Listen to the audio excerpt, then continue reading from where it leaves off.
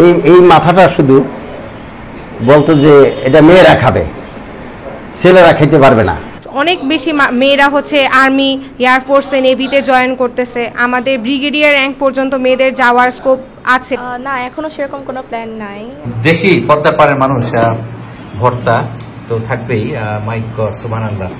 তো এত পাগলামি করার কোনো আসলে মানে ছিল না। সবচেয়ে ইমপ্রেসিভ হলো হ্যাঁ কবুতর তো আছে, আর বিরাট বড় হিউজ সাইজের একটা কাতল মাছের মাথা। দেশের রসগোল্লা, দুধলাও, পায়েস আর এই একেবারে দেশের আসল দই।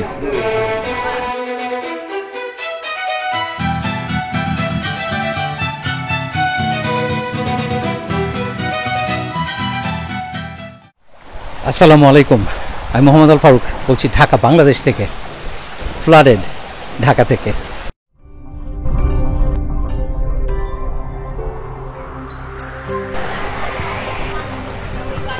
কয়েকদিন আগে গুলশানাকে যখন গিয়েছিলাম বাজার করতে, তখন দেখা হয়ে গেছিল মুজিবুর রহমান ভাইয়ের সাথে। তো আজকে তার বাসায় লাঞ্চের দাওয়াত, যাচ্ছে সেখানে। ওনাদের বাড়ি আমাদের ফরিদপুর ভাঙা, নদীর এপার, আমি নদীর এপার, তারা ওপারের। তো আমাদের কালচার, আমাদের খাদ্যাভ্যাস মোটামুটি একই রকম হওয়ার কথা। আর তো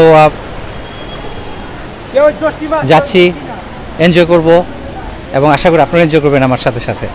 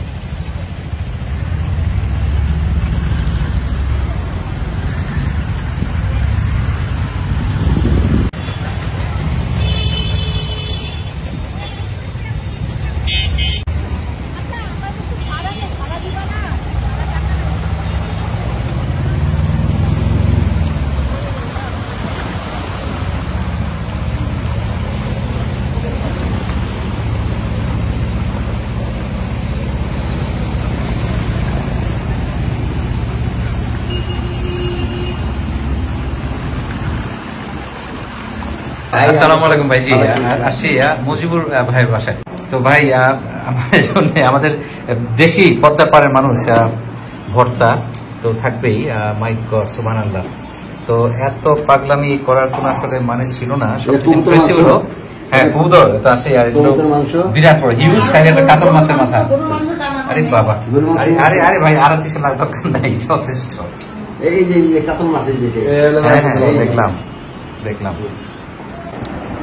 ওনাদের বাড়ি হলো পদ্মার ওপারে, আর আমার বাড়ি পদ্মার এপারে।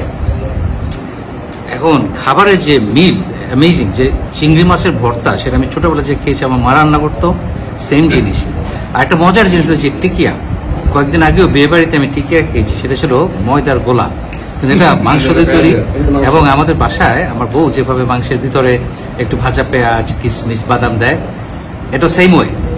খাওয়ার কোনো এই রিভিউ আমার আসলে কোনো প্ল্যান ছিল না, কিন্তু এটা খাওয়ার পরে আমি এত ইমপ্রেসড হয়ে গেছি যে পদ্মার এপার উপর আমাদের খাবারের স্টাইল এবং রান্নার স্টাইল একই রকম, খুবই কাছাকাছি। আসসালামু আলাইকুম, আমি মুজিবুর রহমান, আমি সোয়ান গ্রুপের সিইও। আমরা 8 ভাই বোন, 5 বোন, 3 ভাই, বাবা মা। আমরা সবাই গ্রামে থাকতাম সেই সময়। মোটামুটি আমরা সচ্ছলই ছিলাম সেই সময়। বাবা পাটের বড় ব্যবসায়ী ছিলেন, আমার দাদাও বড় পাটের ব্যবসায়ী ছিলেন। বিরাট বড় ঘর ছিলেন পাঁচশোর বাজারে। ওখান থেকে গাইড বেঁধে এটা খুলনা আমার দাদা এটা সাপ্লাই করতো ওখানে। আমাদের বড় 500 মণি 600 মণি 4-5টা নৌকা ছিল আমাদের। সব পাটের ব্যবসা করতো আমার দাদাই, আমার বাবা, আমার কাকা। সেই সময় আমার বাপকে দেখছি সেই ফরিদপুর থেকে পাট কিনে আনতো, তার সদরপুর, শিবচর, তারপরে বিভিন্ন জায়গা থেকে সেই সময় এক নামে চিনতো আমার দাদাকে। কোনো হাটে অনেক সময় টাকা না নিয়ে গেলেও বলছে ফকির সাহেব আপনি পাট নিয়ে যান, পরে টাকা দিয়ে না আসলে সদরপুর। তারপর ইসে ইসে এটা কি ঘাট কয় এটা খবর নিয়ে যে ফরিদপুর যাইতে এটা আরিচা ঘাট, আরিচা ঘাট থেকে বড় বড় পাঙাশ মাছ কাঁচি দিয়ে বানতো, মোটা কাঁচি দিয়ে বানতো। সেই আমার বাবা খুব পছন্দ করতো সেই পাঙাশ মাছ, সেই মাছ নিয়ে আসতো বাড়িতে। এবং বড় বড় রুই মাছ যখন বাড়িতে কিনে আনতো, মাথাটা শুধু আলাম রাখতে বলতো আমার বাবা, বলছে এটা এটা ভাগ করবা না। এই মাথাটা শুধু বলতো যে এটা মেয়েরা খাবে, ছেলেরা খেতে পারবে না। ছেলেরা সবসময় খেতে পারবে, কিন্তু মেয়েরা এটা খাবে। কারণ মেয়েরা শ্বশুরবাড়িতে গেলে শাশুড়ি মাথা দিবে কিনা না দিবে এটার কোনো ঠিক নাই।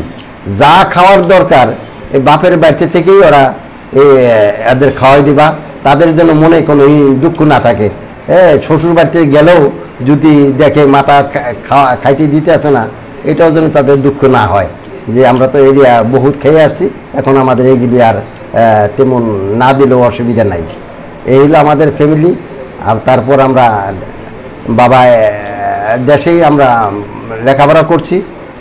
আমার মেজো ভাই আমরা ঢাকা চলে আসলাম। আমি সৌদি আরব চলে গেলাম 1980 সালে। ওখানে আমি বাসা আজিজের বাড়িতে ছিলাম আমি প্রায় 4.5 বছর তায়েফে। ওখান থেকে আসার পরেই আমি এই সোয়ান গ্রুপে ঢুকি 1990 সালে। 90 সালে ঢোকার পরে এখান থেকে অদ্যাবধি আমি এখানেই আছি। এখন আমার এখানে চাকরি প্রায় 35 বছর রানিং আছে। আমরা দুই ভাই এই একই ফ্ল্যাটে থাকি। তার নাম মনিরুজ্জামান, সে রূপালী ব্যাংকের ডিজিএম। তার 3 ছেলে মেয়ে, একজন হলো রাফসান, সে পরে হলো আইওটিতে পড়ে, আর 2 মেয়ে, একজন সাফা মারোয়া, সে হলো বেকারুসা ইংলিশ ভাষণে পড়ে, আর মাফরুয়া সে এখন আর্মি মেডিকেলের আর্মিতে পরীক্ষা দেওয়ার জন্য প্রিপারেশন নিতে আছে সে। আমার শালি আমার ওয়াইফ সে গৃহিণী। আমার 2 ছেলে মেয়ে, বড় মেয়ের নাম মারজানা রহমান, সে আমেরিকাতে টেক্সাসে স্যান অ্যান্টোনিওতে থাকে। জামাই ওখানে ইঞ্জিনিয়ার, সে অ্যারোনটিক্যাল ইঞ্জিনিয়ার। এখন হলো সে ওখানে আছে হলো রিসার্চ অ্যান্ড ডেভেলপ, এই রিসার্চ অ্যান্ড ইনস্টিটিউটে আছে ওখানে। আমার এক নাতি আছে ওখানে, তারা ওখানেই বসবাস করতেছে। আর আমরা ঢাকাতেই আছি। আমরা এখানে আমার শ্বশুর আছে, শাশুড়ি আছে। আমার ওয়াইফ হলো হাউস ওয়াইফ, সে বাসায় কাজ করে, সে ডিগ্রি পাস করছে। আমার শালি হলো সঞ্চয় উন্নয়ন ব্যুরোর ডেপুটি ডাইরেক্টর। সে ওখানে প্রায় এখন তার চাকরি চলে 12-13 বছর। আমরা সবাই মিলিতভাবে একই সাথে। আমার শ্বশুর সে সোনালী ব্যাংকের এজিএম ছিলেন, এখন রিটায়ার্ড। আমার শাশুড়ি, আমার এক শালা, সব আমরা একত্রিতই আছি। আল্লাহ হাফেজ। একটা মেয়ে তো বাইরে থাকে, মানে সবসময় এটাই তো স্বাভাবিক। মানে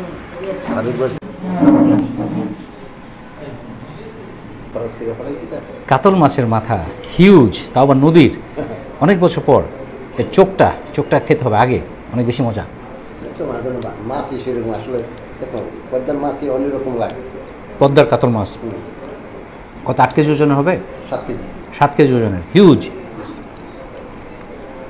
আমাকে বললো একা খেতে, এটা কি সম্ভব নাকি? একটা মাছ, এত বড় মাছের মাথা এই বয়সে একা খাওয়া সম্ভব? তারপর আবার সাথে, তাও চেষ্টা করতাম, তারপর সাথে আবার ইলিশ মাছ, চিংড়ি মাছ, কবুতর ভুনা, গরুর মাংস, আবার দেশি মুরগি, বিভিন্ন ভর্তা, কলিজা ভুনা, এত কিছু, কাবাব। কাবাব কথা বলে গেছিলাম। কারণ সেগুলি খাওয়ার পর এত কিছু খাওয়া সম্ভব না। কত দূর? মগজ হ্যাভেনলি। আমার একেবারে মানে নতুন জামাইয়ের মতো, যেভাবে মানে খাওয়া দাওয়া সেই অবস্থা। এখন তো আমি নতুন জামাই না, একটু লোক দেখায় সবের আর কি।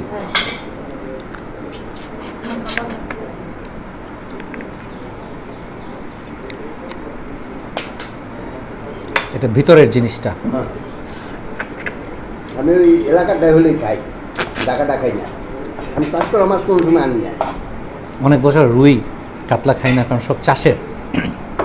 আলহামদুলিল্লাহ এখানে এসে পেলাম নদীর, পদ্মার একদম আসল, তাও হিউজ সাইজ, 7 কেজি, সহজ কথা না। এটা মাথা সৌভাগ্যে। থ্যাংক ইউ মঞ্জুর ভাই, ভাবি, থ্যাংক ইউ আপনাদেরকে। মানে আমাদের দেশের একদম আসল দেশের খাবার। ফরিদপুর আমাদের এলাকার নদীর এপার ওপার খাবার কিন্তু একই, মানে কবজি ডুবে খাওয়া যেটাকে বলে, যে খাবারটা খাওয়া হইল আলহামদুলিল্লাহ অসাধারণ। আর ভাবির যে রান্না মাশাল্লাহ। তো ভাবির সাথে একটু গল্প করি। গ্রামের নাম পাঁচচর খাড়াকান্দি, এটা মাদারীপুর ডিস্ট্রিক্টের মধ্যে, থানা শিবচর। এই আর কি। আমরা যখন ছোট ছিলাম, তখন আমরা যখন গ্রামের বাড়িতে যেতাম, তখন তো এত কমিউনিকেশন এত ভালো ছিল না। তখন আমরা কি করতাম, সকাল ভোরবেলা সেই আজানের সময়, ফজরের আজানের সময় আমরা সদরঘাট যেয়ে, মানে দেখা যায় কি রাত্রে সব বাক্স টাক্স গুছায় ওইটা নিয়ে বিছানায় ঘুমায়ে থাকতাম। তারপর ভোরবেলা বলতে আম্মা বলতো ওই উঠো, চলে আসছে, উঠতে হবে, গাড়িতে উঠতে হবে, সদরঘাট যেতে হবে। তা যাওয়ার পরে ওই দেখা যায় সদরঘাট গিয়ে লঞ্চে উঠতাম, সেই সকালে উঠতাম, আর সেই সন্ধ্যার সময় আমরা যে আমাদের ঘাটে নামতাম। হ্যাঁ, আমাদের ঘাটের থেকে আমাদের বাড়ি যেতে অন্তপক্ষে আমাদেরকে 7 থেকে 8 মাইল আমাদের হাঁটতে হইতো। তখন কোনো যানবাহন ছিল না, 2-3 ঘন্টার হাঁটা। হ্যাঁ, হাঁটতে হইতো। তো তখন একটা মজা ছিল, হ্যাঁ অনেক দিন পরে গ্রামের বাড়ি যাচ্ছি, সবার সাথে দেখা, হ্যাঁ মানে গ্রামের শহরে মানে 4 দেয়ালের মধ্যে কিছুদিন মানে ওখানে যে আমরা একটু আনন্দ উল্লাস করব, সবার সাথে করব, স্বাধীনভাবে একটু ঘুরবো, এটাই আমাদের ছিল আর কি। ওইটাই সবসময় মনে মনে আমরা করতাম আর কি, কখন যেয়ে পৌঁছবো, বাড়িতে ঢুকবো। তখন যেতাম শীতের দিন, বেশিরভাগ শীতের দিনে আমাদের যাওয়া হতো।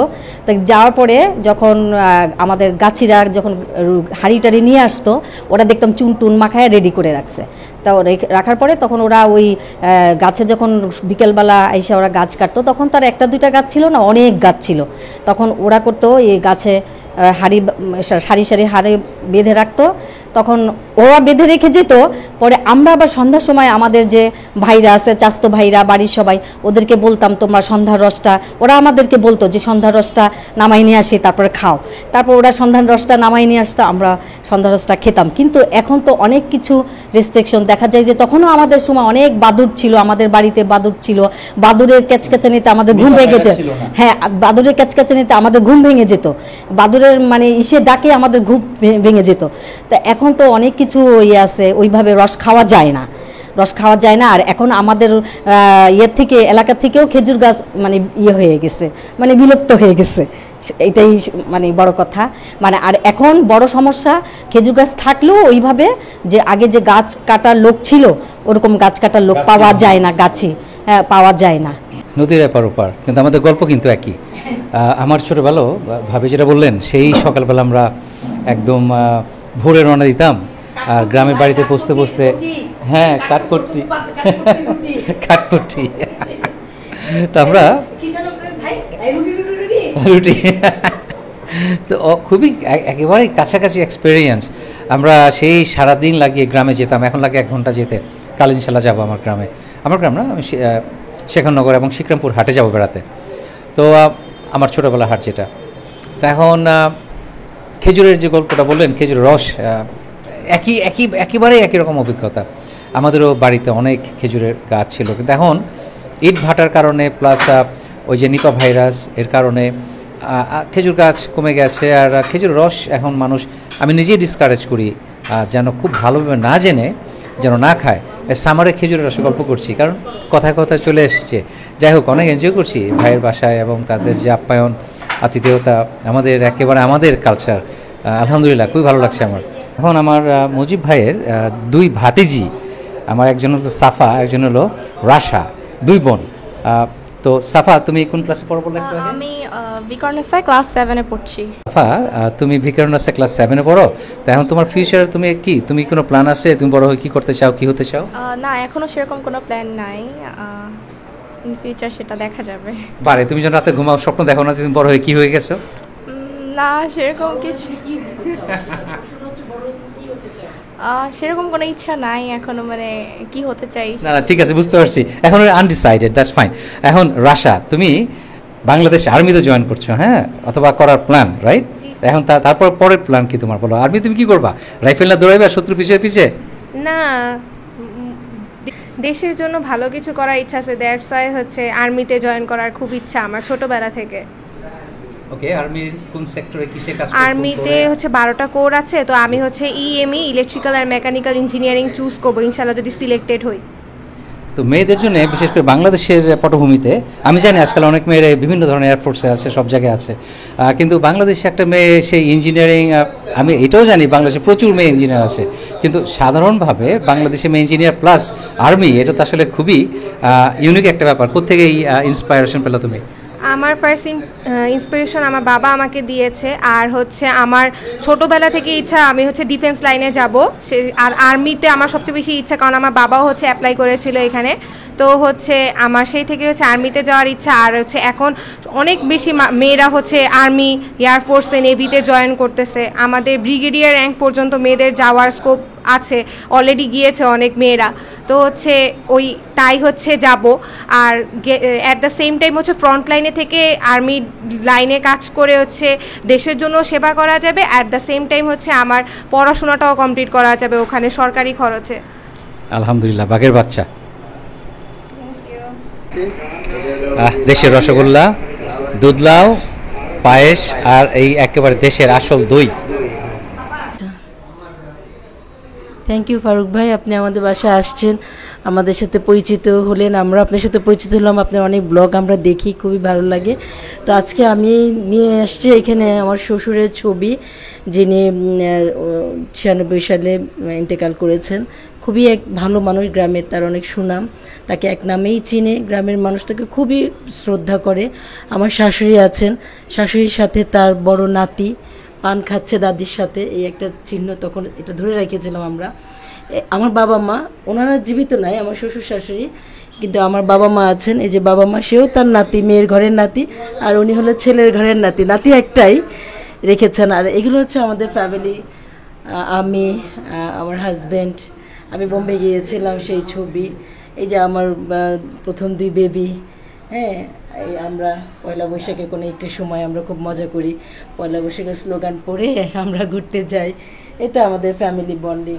তো ভাবে একটু ক্যামেরার সাই, কাজে ক্যামেরার সামনে আসবেন না ভাই। Thank you. আমার আজকের এই দিনের সেকেন্ড পার্ট শুরু এখন মুকুল ভাইয়ের সাথে। এইমাত্র ফরিদপুরের ভাঙার মুজিবুর রহমান ভাইয়ের বাসায় দাওয়াত খেয়ে এখন আমরা যাচ্ছি, কই যাবো ভাই? মামার দিকে। মামার দিকে, পদ্মার পাড়ে। এইমাত্র পদ্মার ওপারের লাঞ্চ খেয়ে আসলাম, এখন আবার যাচ্ছি পদ্মার পাড়ে। চলো যাই, ইনশাল্লাহ চলেন যাই।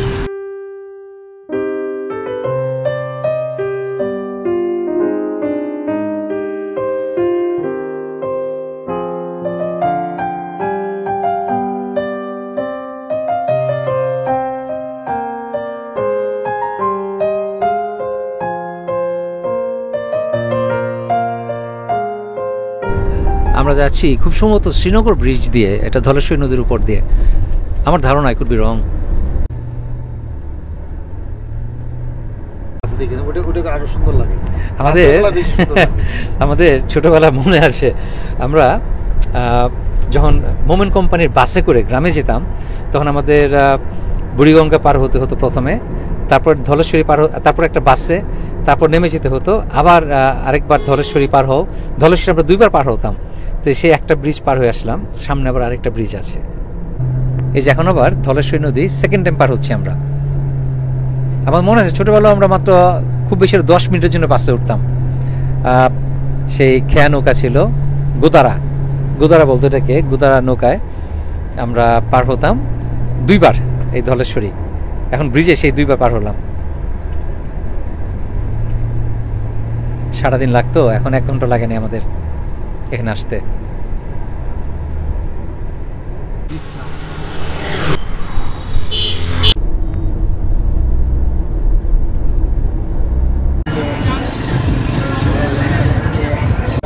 এই ব্লগ পদ্মার ইলিশ নিয়ে না, কাজেই এখানে পদ্মার ইলিশ অথবা এই ধরনের কোনো কিছু দেখানো হবে না। আর আমরা মাওয়াঘাট নিয়েও খুব একটা বড় কিছু না, যাই হোক একটু আমি যা এক্সপিরিয়েন্স করছি এটা আপনার সাথে শেয়ার করব। কিন্তু এই তো বেশ জমজমাট, শুক্রবার সাপ্তাহিক ছুটির দিন, বেশ ভালো লোক সমাগম হয়েছে।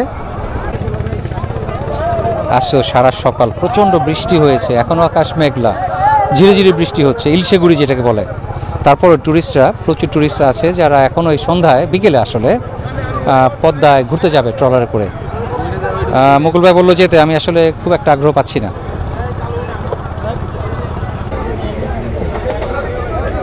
মাওয়াঘাটের ডাব,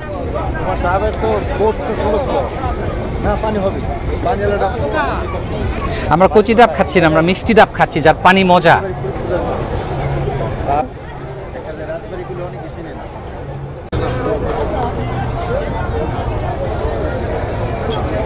মজা মজা, ঝাঁজ নাই, ঝাঁঝালো হওয়া দরকার ছিল, একটু একদম কোকের মতো ঝাঁঝালো থাকবো। ও সেটা আলাদা আলাদা ডাব, এটা মিষ্টি কিন্তু ঝাঁজ কম, এটা ঝাঁজ হবে। এখন এটা খাইতে দিচ্ছে, এরপর ঝাঁজ হয়ে গেলাম।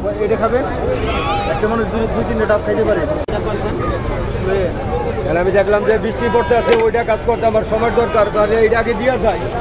পানি খাওয়ার পর এখন আমাদের শ্বাস খেতে হবে। আকাশটা কেমন দেখতে পাচ্ছেন তো, ঝড় আসবে যে কোনো সময়, মুষলধারে বৃষ্টি নামবে এনি মোমেন্ট। বৃষ্টি অলরেডি পড়ছে। পানি আছে আপনার এখানে? আপনার দোকান তো নাই। হ্যাঁ, আপনার কি একটা জিনিস লাগছে সুস্বাদু, ডিফারেন্ট কাইন্ড অফ আইসক্রিম।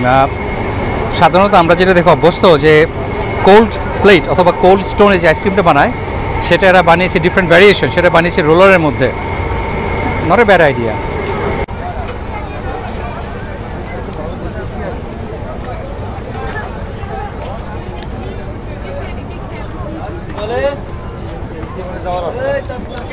এই বৃষ্টির মধ্যেও লোকজনের কমতি নাই।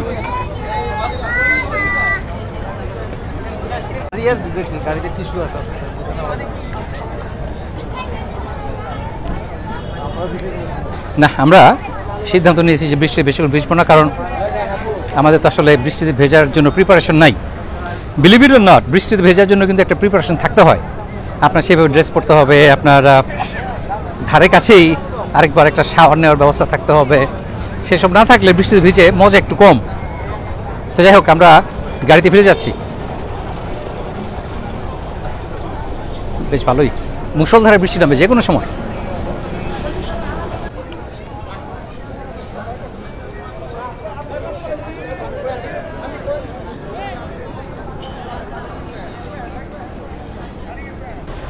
আমরা আসছি লিফ লাউঞ্জে। সেতুতে যাওয়ার পথে সবথেকে সুন্দর যে স্থাপনা একটা, এটা হলো সেইটা। জায়গাটা অনেক অনেক সুন্দর, এটার অ্যাটমসফিয়ার, খাবার সম্পর্কে আমি জানি না, কিন্তু অ্যাটমসফিয়ারটা খুবই সুন্দর। এটার যে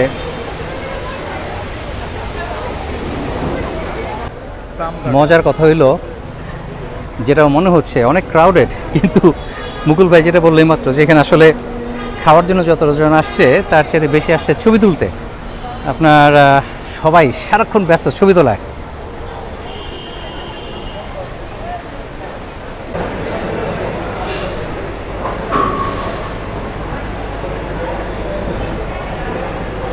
আঙ্কেল, তোমার নাম কি? মাহির। মাহিন? না, মাহির। মাহি? না, মাহির। মাহির? মাহির। তো মাহির, তুমি 2 বছর মানে কি 2 বছরটা খুলে বুঝাই বলো তো আমাকে, কি বললা? আমি 2 বছর আপনার ভিডিও ও ও ও আপনাকে খুঁজতেছিলাম। ও গত 2 বছর ধরে আমার সাথে মিট করবে এই আশায় ছিল। আলহামদুলিল্লাহ। মজার কথা হলো, আমাকে একটা হাক দিয়ে তারপরে ইয়েস এটা করার পরে আমি বললাম যে না, ওর সাথে আমার আসলে কথা বলা দরকার। Uncle, thank you, nice meeting you. Thank you.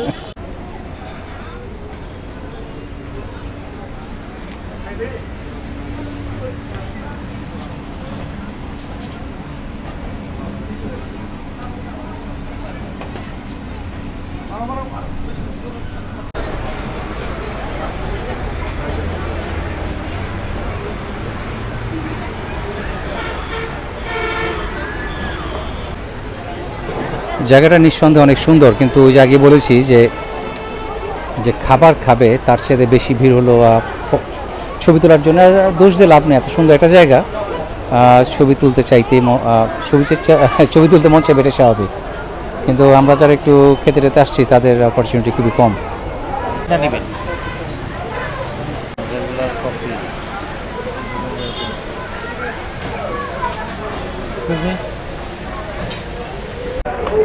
দুপুরে মুজিবুর ভাইয়ের বাসায় যে লাঞ্চ করেছি, আগামী 3 দিন না খেলেও চলবে।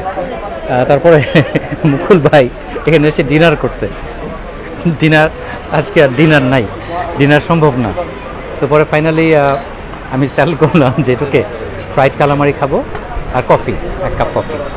এখন ফ্রাইড কালামারি এটা দেখাই নাই অথবা রিভিউ টিভিউ, কারণ আমি আশা করি নাই যেটা আমেরিকার মতো কিছু হবে, এবং সেটাই হয়েছে। কারণ এখানে ওটা আর কত ভালো হবে। তো যাই হোক, তারপর আমরা এনজয় করলাম ভাইয়ের সাথে। কেমন লাগলো? ভালো, কালামাই ভাইয়ের কাছে ভালো লেগেছে, সসটা খারাপ ছিল না। আমরা এখন আমাদের কফি পান করব। এখন কফি চাইলাম ক্রিম অ্যান্ড সুগার, বললাম যে ক্রিম অ্যান্ড সুগারটা সাইডে দিতে, তো দিল আমাকে শুধু সুগার, নো ক্রিম।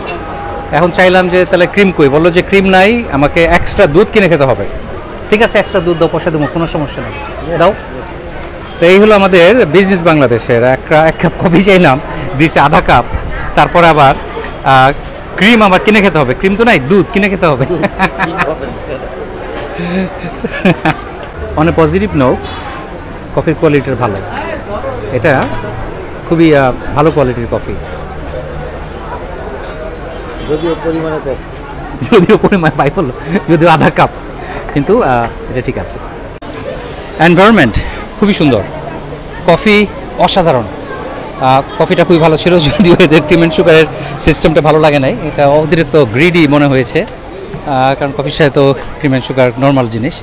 যাই হোক, বাট ওভারঅল এক্সপিরিয়েন্স খারাপ ছিল না। আর খাবার সম্পর্কে খুব কিছু বলা যাচ্ছে না, কারণ আমরা কিছু খাই নাই, শুধু একটা কালামারি, এটা দিতে একটা রেস্টুরেন্ট চার্জ করা যায় না। আর যাই হোক, ওভারঅল এক্সপিরিয়েন্স খারাপ ছিল না, ভালো ছিল। যে একটা ক্রাউড দেখে মন ভালো লেগেছে, কারণ অনেক মানুষের সামনে, অনেক মানুষের সাথে আপনার মন অটোমেটিকলি ভালো হয়ে যায়। আবার বৃষ্টি শুরু হয়ে গেছে। মানুষকে দোষ দিয়ে লাভ নাই, ছবি তোলার জন্য এত সুন্দর সুন্দর স্পট তৈরি করা হয়েছে যে সবাই ছবি তোলার জন্য আসবেই।